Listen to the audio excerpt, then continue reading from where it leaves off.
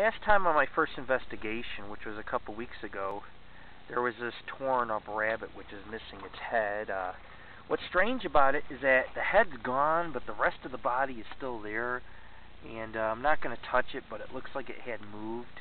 Anyways, we're on our second investigation on the Comstock Trail.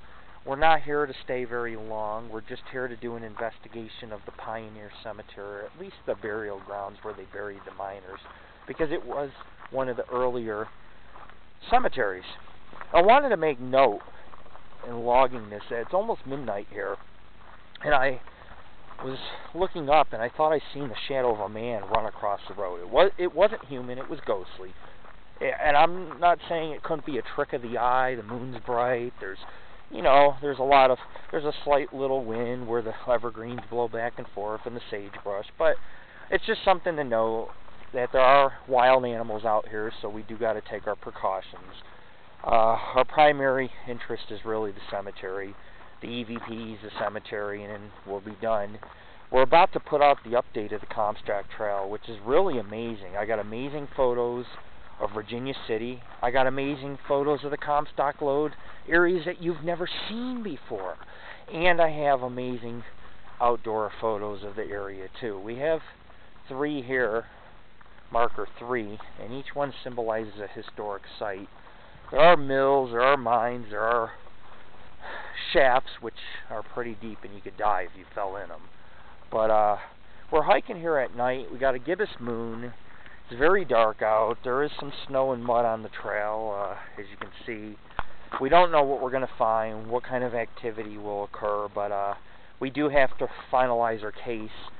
And as promised, when I told our viewers that we would conquer Virginia City, what I meant is we would do many places in the day, do many places at night, so that way you get the whole case file, you get to see what it looks like, but you also get to see the paranormal aspect of it. I probably could have taken this road, even though you're not supposed to take a vehicle. I do see many car tracks because, I mean, you could technically take it if you didn't want to walk. But see, we want to walk because we want to take the EMF readings, we want to take the EVPs. Anyways, I will keep you posted. This is Lord Rick. We're on the Comstock Trail. We are in the beginning of March of 2012, and we are looking for an old miners' pioneer cemetery. I hope we find it. I hope that we can get some pictures of some old wood grave markers for the website and to note the history of this area. And I do believe we'll get a couple good apparition shots tonight. I've been doing this for years, and I usually know when I can photograph apparitions, and tonight's the night.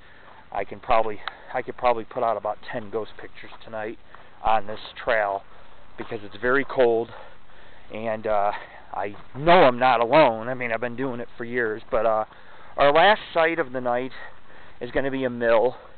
It's more like just dirty, creepy, full of rats and owls, and if it's haunted, it'd be amazing. I mean, it is one of the oldest cyanide mills in the area.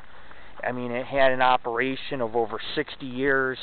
It was one of the most successful mills, and we'll have the opportunity to actually go in and look at some of the old iron equipment and cyanide equipment, and even maybe the vault. It's a special night. And this is Lord Rick of the Paranormal Ghost Society. Please check us out. www.paranormalghostsociety.com